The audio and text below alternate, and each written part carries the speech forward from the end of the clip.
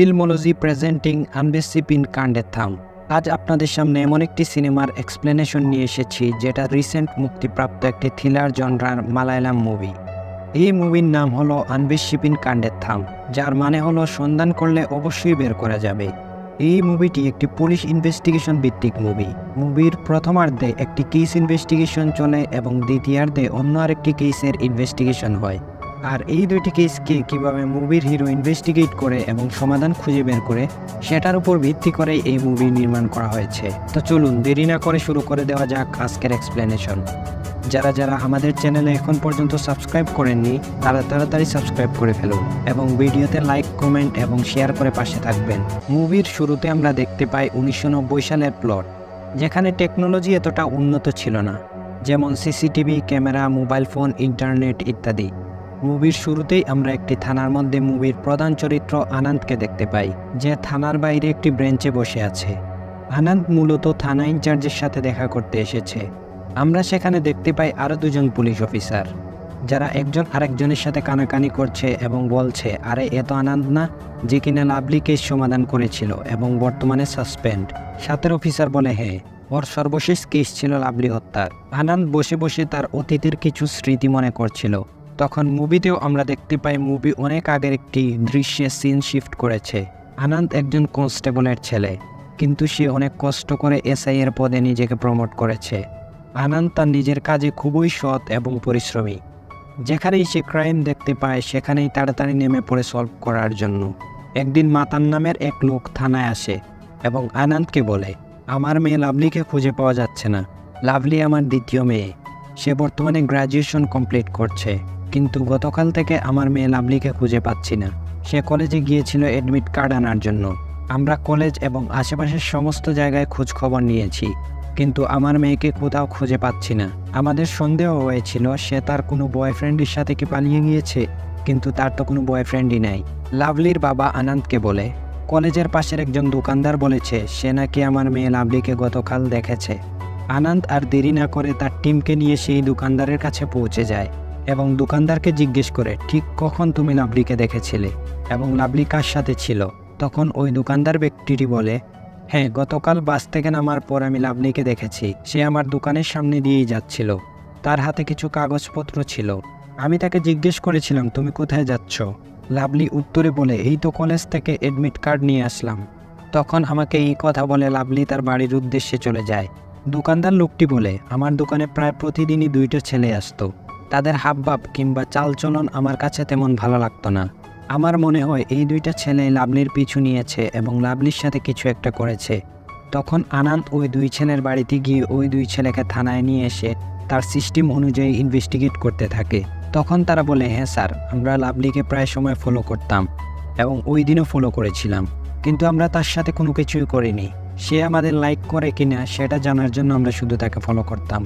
ওই দিন আমরা যখন লাভলিকে ফলো করছিলাম তখন হঠাৎ করে এক লোক বাইসাইকেলে করে আসছিল এবং সম্ভবত ওই লোকটি মাছ বিক্রেতা।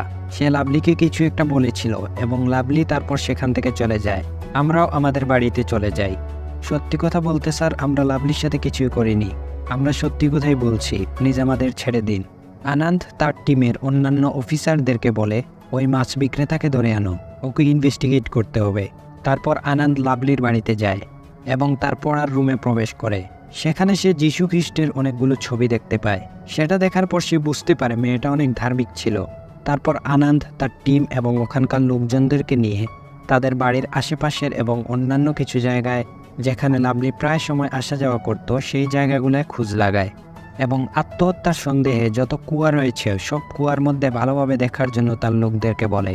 বোন হারিয়ে যাওয়ার কারণে লাভলির বড় বোন অর্থাৎ ব্লেসি, যে লাভলির সাথে প্রায় ফ্রি ছিল এবং সবসময় কথাবার্তা বলতো এবং একই সাথে চলাফেরা করতো, সেও বাড়িতে আসে। ব্লেসি মূলত বেঙ্গালুরু থাকে, কিন্তু সে মাঝে মধ্যে বাড়িতে আসতো। পুলিশ ব্লেসিকে অনেক প্রশ্ন জিজ্ঞাসাবাদ করে। তখন লাভলির বড় বোন ব্লেসি পুলিশকে বলে, যেদিন সে হারিয়ে গিয়েছিল সেদিন সে আমাকে ওই রকম কিছু বলেনি, শুধু বলেছিল যে আমি কলেজে অ্যাডমিট কার্ডের জন্য যাচ্ছি। লাভলির বড় বোন পুলিশকে আরও বলে, আমার ছোট বোন প্রায় সময় গির্জায় আসা যাওয়া করত। আনন্দ লাভলির বাবাকে বলে, তাহলে আমাদের একবার গির্জায় যাওয়া উচিত। তখন সে লাভলির বাবাকে বলে, আচ্ছা এই গির্জাতে কে কে থাকে বলেন তো? লাভলির বাবা আনন্দকে বলে, গির্জার মধ্যে আগে 3 জন ফাদার থাকতেন, কিন্তু এখন একজন থাকেন। তিনি হলেন ফাদার থমাস। আনন্দের দলের একজন আনন্দকে বলে, স্যার, গির্জার মধ্যে ইনভেস্টিগেশন করা এতটা সহজ হবে না, কারণ ওটা একটা সেন্সিটিভ জায়গা। আনন্দ এসব কথা কানে নেয় না। সে তাড়াতাড়ি গাড়ি স্টার্ট করে গির্জার উদ্দেশ্যে রওনা দেয়। আনন্দ গির্জার উদ্দেশ্যে যাওয়ার খবরটি গ্রামের প্রায় সকল লোকদের কাছে পৌঁছে যায়। গ্রামের সবাই পুলিশকে বাধা দেওয়ার জন্য গির্জার সামনে এসে দাঁড়িয়ে যায়। পুলিশ আসার আগেই তারা গির্জার সামনে এসে প্রস্তুতি নিয়ে রাখে।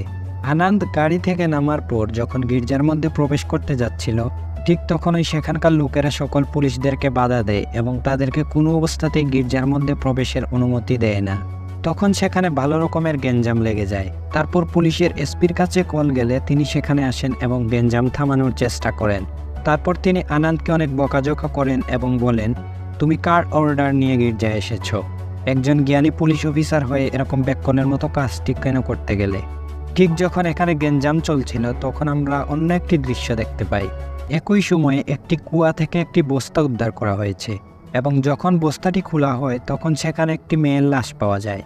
লাভলির বাবা সেই লাশটি দেখে শনাক্ত করতে পারেন যে এটা তার মেয়ে লাভলি। তিনি কান্নায় ভেঙে পড়েন। এটা জানার পর সিআই সাইমন সাহেব থানায় এসে যে 2 ছেলেকে গ্রেফতার করা হয়েছিল ওই 2 ছেলেকে বেধড়কভাবে মারতে থাকে, কিন্তু ওই 2 ছেলে কোনো অবস্থাতেই তাদের কোনো দোষ স্বীকার করে না। তারা বারবার বলতে থাকে, স্যার, আমরা জানি না, আমরা এ ব্যাপারে কিছু বলতে পারবো না, আমরা ওই মেয়েকে শুধুমাত্র ফলো করেছিলাম। আনন্দ থানায় এসে সিআই সাইমনের রুমে যায় এবং সিআই সাইমনকে বলে, স্যার, আমার মনে হয় এই 2টা ছেলে নির্দোষ এবং এই 2 ছেলে যে মাছ বিক্রেতার কথা বলেছিল সেই লোককে ধরার চেষ্টা চলছে এবং আমার মনে হয় ওই লোক এটার সাথে কোনোভাবে জড়িত হতে পারে। সিআই সাইমন আনন্দকে বলেন, ওই মাছ বিক্রেতা যাওয়ার পর হয়তোবা ওই 2 ছেলে এই মেয়েটিকে নির্যাতন করে মেরে ফেলেছে, এরকমটাও তো হতে পারে। তারপর তিনি আনন্দকে এই কেস থেকে দূরে থাকার নির্দেশ দেন। আনন্দ বুঝে গিয়েছিল তাকে ইগনোর করা হচ্ছে, কিন্তু আনন্দ একজন সৎ এবং পরিশ্রমী অফিসার হওয়ায় সে তার কিছু বিশ্বস্ত কলিগদের নিয়ে এই কেস আনঅফিসিয়ালি ইনভেস্টিগেট করার সিদ্ধান্ত নেয়। সম্ভাব্য যেখানে এই ক্রাইম হয়েছিল এবং যেখান থেকে লাশ উদ্ধার করা হয়, আনন্দ সেই জায়গা ভালোভাবে পরিদর্শন করা শুরু করে। পরের দিন হায়ার অফিসার সিআই সাইমনকে ডেকে বলেন, আনন্দ একজন হিন্দু এবং সে গির্জার মধ্যে প্রবেশ করার কারণে এলাকার লোকেরা তার উপর ক্ষেপে গিয়েছে। হায়ার অথরিটির নির্দেশ আছে কেসটি তাড়াতাড়ি শেষ করার, তাই এই কেসের সমাধান খুব দ্রুত করতে হবে। তুমি যত তাড়াতাড়ি সম্ভব একটা মুরগিকে ফাঁসিয়ে কেস ক্লোজ করে দাও। তারপর আমরা দেখতে পাই আনন্দ একটি ম্যাপ নিয়ে আসে। ম্যাপটি ছিল ওই গ্রামের। তখন আনন্দ হায়ার অফিসারকে বলে, স্যার, আমার মনে হয় না এই 2 ছেলে লাভলিকে হত্যা করে কুয়ার মধ্যে লাশ ফেলেছে। তারা যদি হত্যা করতোই তাহলে নিশ্চয়ই তাদের বাসার আশেপাশের কোনো জায়গায় লাশটি ফেলতো, কিন্তু এখানে তাদের বাসা থেকে অনেক দূরে আমরা লাশ খুঁজে পেয়েছি, যেটা কিনা আবার গির্জার পাশে। এত মানুষের মধ্যে তারা এত দূরে লাশ নিয়ে যাওয়ার প্রশ্নই আসে না। অর্থাৎ এই কাজটি অন্য কেউ করেছে এবং সেটা খুবই সাবধানতার সাথে। যেহেতু এই জায়গাটি গির্জার একদম পাশেই, তাই আমার মনে হয় এই কাজটি গির্জার আশেপাশের বাড়ির কোনো লোকজন অথবা ওখানকার কারো দ্বারাই সংগঠিত হয়েছে। এসব কিছু শোনার পর হায়ার অফিসার আনন্দকে পাত্তাই দেননি। পরের দিন আমরা দেখতে পাই পুলিশ তাদের ফোর্স এবং একটি কুকুর নিয়ে গির্জার পাশে যায়। যখন গাড়ি থেকে কুকুরটিকে বের করা হয়, কুকুরটি দৌড়ে দৌড়ে গির্জার দিকে যাচ্ছিল। সেটা দেখার পর আনন্দের সন্দেহ গির্জার ফাদারের দিকে যায়। থানায় আসার পর হায়ার অফিসার আনন্দকে ডেকে বলেন, তুমি হুদেই ফাদারকে সন্দেহ করছো, কারণ যেদিন ঘটনাটি সংঘটিত হয়, অর্থাৎ লাভলিকে হত্যা করে কুয়ার মধ্যে লাশ ফেলে দেওয়া হয়, সেদিন ফাদার অন্য একটি জায়গায় ছিল। লাশের সাথে একটা প্রুফ পাওয়া যায়। যেখানে লাশ পাওয়া গিয়েছিল সেখানে একটি ছেঁড়া লুঙ্গি ছিল। পুলিশ অফিসার সেখানকার পুলিশদেরকে বলে, এই লুঙ্গি কার খুঁজে বের করো। খোঁজ নেওয়ার পর এক পুলিশ বলে, স্যার, এই লুঙ্গি শাহদেবের। তখন পুলিশ ফোর্স শাহদেবের বাড়িতে যায় এবং শাহদেবকে বলে, এই লুঙ্গিটি কি তোর? শাহদেব বলে, স্যার, এরকম একটা লুঙ্গি আমার কাছে ছিল, কিন্তু গত কয়েকদিন আগে লুঙ্গিটা হারিয়ে গিয়েছে। তখন পুলিশের সন্দেহ আরও বেড়ে যায় এবং পুলিশ তাকে তার পরিবারের সামনেই মারা শুরু করে, কিন্তু শাহদেব দোষ স্বীকার করে না। তারপর তারা শাহদেবকে ধরে থানায় নিয়ে আসে।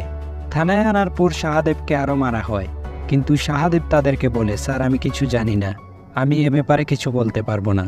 সেদিন রাতে আনন্দ লাভলির বাড়িতে যায় এবং লাভলির বাবার সাথে কথা বলে। লাভলির বাবা বলে, স্যার, আমরা জানতে পেরেছি আপনারা শাহদেবকে গ্রেফতার করেছেন, কিন্তু আমার মনে হয় না শাহদেব এরকম কিছু করেছে।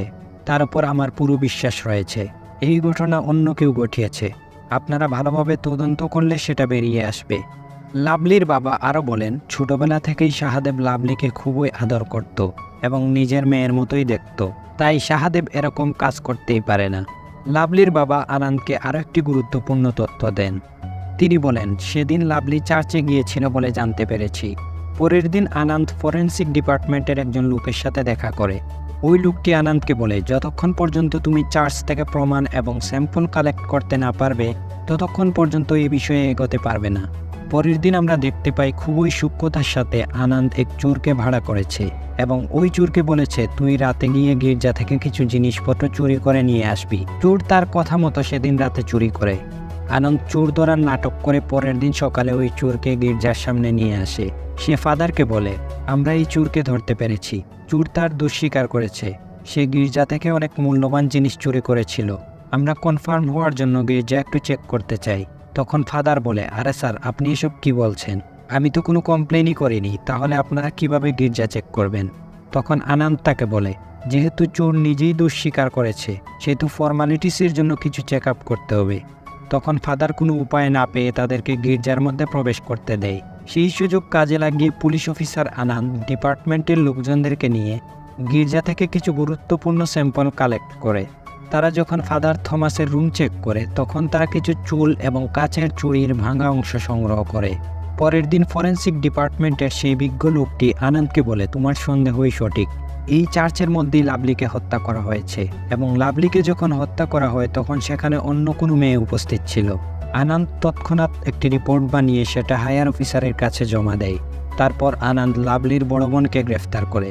লাভলির বোনকে গ্রেফতার করে থানায় আনার পর আনন্দ তার হায়ার অফিসারদেরকে বলে, যেখানে লাভলিকে হত্যা করা হয়েছিল সেই রুমের মধ্যে আমরা অন্য আরেকটি মেয়ের চুলের স্যাম্পল পেয়েছি, যেটি কালার করা চুল ছিল। আমাদের তথ্য মতে পুরো গ্রামে শুধুমাত্র একটি মেয়ে তার চুল কালার করত এবং সেটা হলো লাভলির বড় বোন ব্লেসি। আনন্দ বলে, লাভলির বোন স্বীকার করেছে সে সেদিন সেখানে উপস্থিত ছিল। তখন মুভির দৃশ্য ফ্ল্যাশব্যাকে যায় এবং আমরা দেখতে পাই ঘটনা যেদিন হয়েছিল তার আগের দিন গির্জায় একটা ইয়াং ছেলে আসে। সেই ছেলেটির নাম হলো ডেনি, যে আবার ফাদার থমাসের বোনের ছেলে। ডেনি শহরে কলেজে পড়াশোনা করত। তার কলেজে ছুটি হয়েছিল, তাই সে ভ্যাকেশনে মামার গির্জার মধ্যে আসে। এর পরের দিন ফাদার থমাস কোনো একটা মিটিংয়ের জন্য অন্য একটি গ্রামে যান। এখানে আমরা দেখতে পাই আসলে ডেনি এবং লাভলির বড় বোন ব্লেসির মধ্যে রিলেশনশিপ চলছিল। তারা দুজনেই বেঙ্গালুরু থাকে এবং সেখানে একসাথে পড়াশোনা করত। সেই সুবাদে তাদের মধ্যে জানাশোনা এবং প্রেমের সম্পর্ক হয়েছিল। আর ডেনি মূলত এখানে বেড়াতে নেই, বরং এসেছিল ব্লেসির সাথে দেখা করতে। তারা সেদিন ফাদারের অনুপস্থিতির সুযোগে ইন্টিমেসিতে লিপ্ত হয়। যখন তারা রুমের দরজা খুলে তখন তারা সেখানে লাভলিকে দেখতে পায়। লাভলি তাদের দুজনকে দেখার পর অবাক হয় এবং তার বোন ব্লেসিকে বলে, আমি আগে থেকেই জানতাম তোমরা অনেক দিন থেকেই এরকম রিলেশনে আছো। আমি এখন বাসায় গিয়ে সবাইকে বলে দেব। ডেনি এবং লাভলির বোন তাকে বোঝানোর চেষ্টা করে, কিন্তু সে কোনোভাবেই বোঝার চেষ্টা করে না। তখন চার্চের বাইরে একজন লোক আসে। এই সময় লাভলি ওখান থেকে চলে যাচ্ছিল। তখন ডেনি তাকে টেনে রুমের মধ্যে নিয়ে যায় এবং তার মুখ হাত দিয়ে ধরে রাখে যাতে সে চিল্লাচিল্লি না করতে পারে। এদিকে অনেকক্ষণ ধরে রাখার কারণে লাভলির শ্বাস বন্ধ হয়ে যায় এবং লাভলি সেখানে মারা যায়। লাভলি মারা যাওয়া দেখে তারা ভয় পেয়ে যায়। রাত্রিবেলা ডেনি শাহাদেবের লুঙ্গি আনে, যেটা শাহাদেব রোদে শুকাতে দিয়েছিল। সে লুঙ্গি ছিঁড়ে লাশের হাত পা বেঁধে ফেলে। তারপর একটি বস্তার মধ্যে লাশ ঢুকিয়ে কুয়ায় ফেলে দেয়। সে লাভলির বোনকে বলে, এটা নিয়ে চিন্তা করো না, যা হওয়ার তা হয়ে গিয়েছে। এখন এটা নিয়ে কারোর সাথে কোনো কথা বলা যাবে না। তুমি বাড়িতে যাও এবং চুপ থাকো। তারা রাত্রিবেলা লাশটি ফেলে দিয়েছিল, তাই গ্রামের কেউ দেখতে পায়নি। পরের দিন সকালে ডেনি গ্রাম ছেড়ে বেঙ্গালুরু চলে যায়। গির্জার ফাদার থমাস পরের দিন এই ঘটনা জানতে পারে এবং সে তার ভাগ্নে ডেনিকে সন্দেহ করে, কিন্তু ডেনি তার বোনের ছেলে হওয়ায় তাকে বাঁচানোর জন্য এ ব্যাপারে কারোর সাথে মুখ খুলেনি। 2 দিনের মধ্যে পুলিশ ডেনিকে গ্রেফতার করে ফেলে। কোর্টে তোলার জন্য তারা ডেনিকে গাড়িতে করে নিয়ে যাচ্ছিল। কোর্টের সামনে ডেনি সুযোগ বুঝে পালিয়ে দৌড় দেয়। পালানোর সময় সে ট্রেন লাইনের মাঝখানে গিয়ে দাঁড়ায় এবং একটি ট্রেন এসে তাকে ধাক্কা দিয়ে মেরে ফেলে। মূলত ডেনি খুব ভয় পেয়ে গিয়েছিল, তাই সে ট্রেনের নিচে নিজের প্রাণ দিয়ে দেয়। আসামিকে কোর্টে হাজিরা দিতে ব্যর্থতা এবং আসামির আত্মহত্যার জন্য আনন্দ এবং তার সহযোগী 3 জন কনস্টেবলকে সাসপেন্ড করা হয়। তো বন্ধুরা, মুভিটি কেমন লেগেছে জানাতে ভুলবেন না। যদি ভালো লেগে থাকে তাহলে লাইক, শেয়ার এবং সাবস্ক্রাইব করবেন। ধন্যবাদ।